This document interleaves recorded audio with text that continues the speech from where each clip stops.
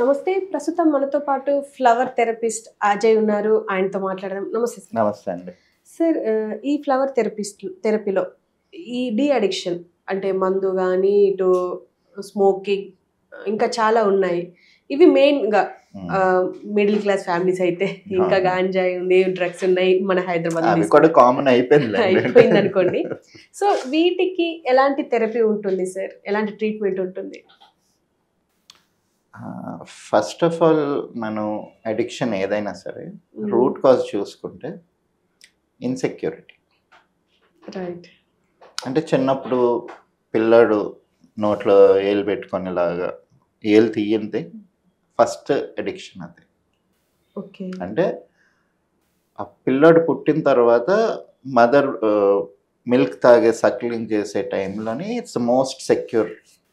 So బయట ఎప్పుడు insecurity వచ్చినా అదే సెక్యూరిటీ ఫీల్ అవ్వడానికి ఏం చేయాలో తెలియక ఇట్లా ఏలు పట్టుకొని చేస్తుంటాం. తర్వాత మెల్లిగా కొంతమంది గోర్లు కొరకడము, ఇవి కూడా అడిక్షన్స్. అంటే మనం ఒక సిచ్యువేషన్ని థ్రెట్గా ఫీల్ అవుతున్నాం.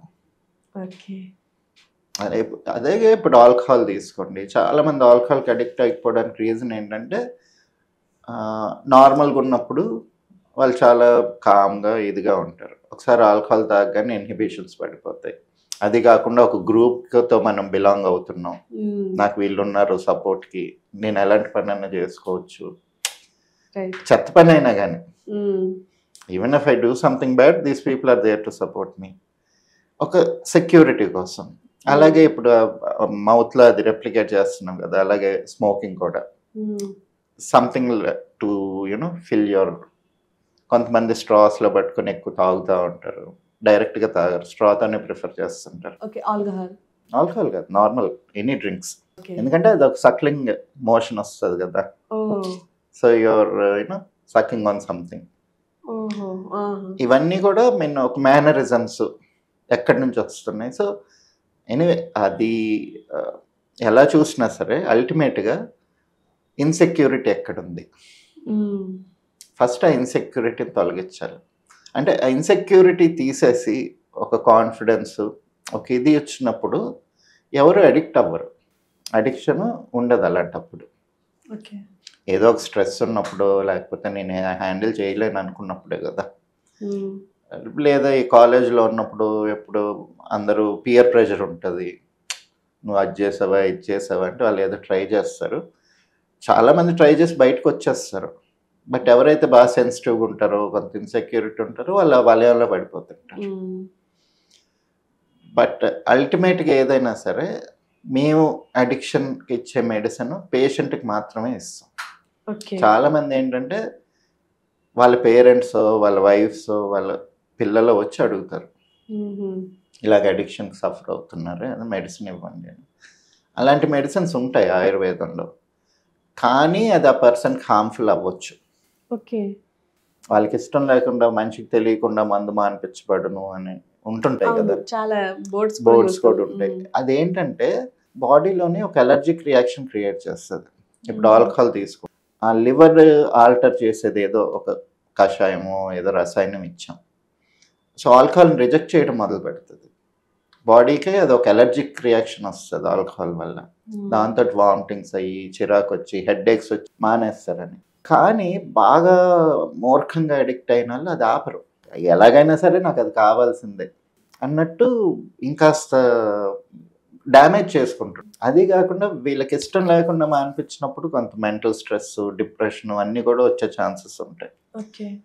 సో ఫస్ట్ ప్రిన్సిపల్ ఏంటంటే హీలింగ్లోని డీ అడిక్షన్కి ఏదన్నా మానిపించాలంటే ఆ పేషెంట్కి విల్లింగ్గా ఉండాలి. ఫస్ట్ అతను యాక్సెప్ట్ చేయాలి. నేను మానాలనుకుంటున్నాను అని చెప్పి అతనికి ఉండాలి. నేను మానాలనుకుంటున్నాను కానీ మానలేకపోతున్నాను అనుకుంటే మానిపించవచ్చు. నాకు మానాలని లేదు అన్న వాళ్ళని బ్రహ్మ కూడా మార్చలేడు. అంతే కదా. అంటే ఇప్పుడు మెయిన్గా పక్కన వాళ్ళు వచ్చి బాధపడుతుంటారు, వాళ్ళు వీళ్ళని కన్విన్స్ చేసుకోగలగాలి. కన్విన్స్ చేసుకున్న తర్వాత నా వల్ల అవ్వట్లేదు, నేను చేయలేకపోతున్నాను అన్నప్పుడు. ఇంకొకటి ఏదన్నా బాగా సివియర్ అడిక్షన్ ఉన్నప్పుడు ఒకేసారి ఆపేయడం కష్టం. ఇప్పుడు ఒకే over a period of time ఒక 20 years రోజు టీ తాగుతున్నాం అనుకోండి, పొద్దున్న సాయంత్రం ఒక పూట టీ దొరకకపోతే అల్లాడిపోతుంటారు మనుషులు.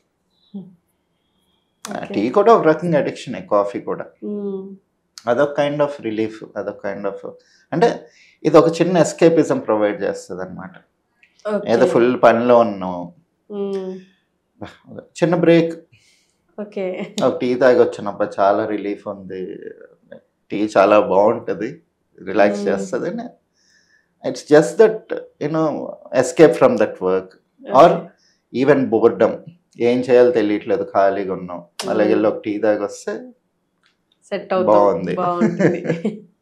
సో అలాగే మీన్ లిటరల్గా చూసుకుంటే ఇప్పుడు అతిభక్తి కూడా ఒక అడిక్షన్. పొద్దున్న లేవగానే దేవుడి పాటలు పెట్టేసుకొని రోజంతా ప్రతి దాంట్లోని దేవుడిని ఇంక్లూడ్ చేసి, భక్తి అనేది కూడా మనకి కూరలో ఉప్పులాగా ఉండాలి, తగిన మోతాదులో. మొత్తం ఉప్పు వేసుకున్నా కూడా అది పోతుంది ఫ్లేవర్. అది కూడా ఒక ఎస్కేపిజమే కదా. అంటే నీ కర్మని నువ్వు చేయకుండా దేవుడి మీద భారం వేస్తే అదొక ఎస్కేపిజం.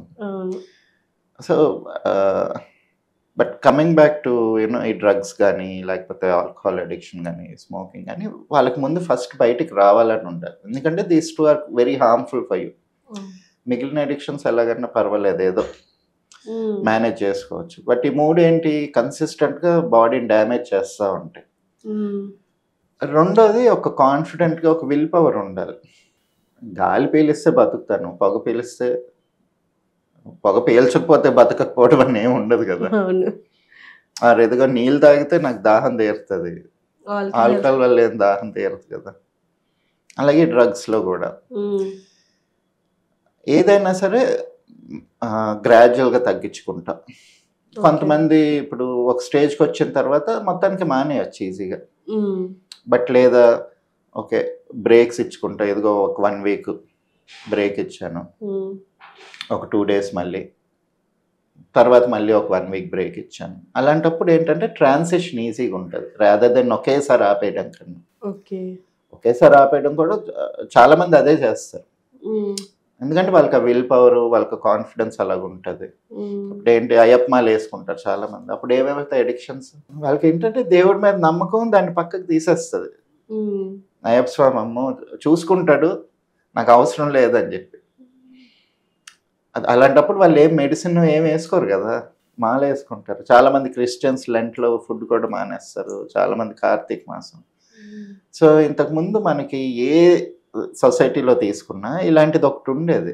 సో ఆ నెల నువ్వు ఉపవాసాలు ఉండి జాగారాలు ఉండి చాలా స్ట్రిక్ట్గా రిజిడ్గా ఉన్నప్పుడు రెస్ట్ ఆఫ్ ది ఇయర్ కూడా నీకు కాన్ఫిడెన్స్ ఉంటుంది. ఎప్పుడు ఏదున్నా కూడా you are not under the control of that is under your control. First ఆ కాన్ఫిడెన్స్ రావాలంటే నేను ఒక రోజు మానేయగలను, నేను ఒక వారం మానేయగలను, నేను ఒక 10 రోజులు మానేయగలను. ఆ తర్వాత ఏంటంటే వాళ్ళ నక్షత్రానికి సంబంధించిన మెడిసిన్. ఇంకొకటి వాళ్ళ ఇన్సెక్యూరిటీ. మనసులో ఎక్కడి నుంచి ఆ ఇన్సెక్యూరిటీ వచ్చింది, ఏవి మిస్ అవుతున్నారు కాబట్టి వాళ్ళు దీనితో సబ్స్టిట్యూట్ చేసుకుంటున్నారు. వాళ్ళు ఏదో మిస్ అవుతున్నారు కాబట్టి ఆల్కహాల్ లేకపోతే అడిక్షన్తోనో సబ్స్టిట్యూట్ చేసుకుంటున్నారు కదా. ఆ మిస్ అవుతుంది ఏంటి, ఇవన్నీ తెలుసుకొని వాళ్ళకి ఆ మెడిసిన్స్ ఇచ్చి మేము తగ్గిస్తామండి. Okay sir, thank you.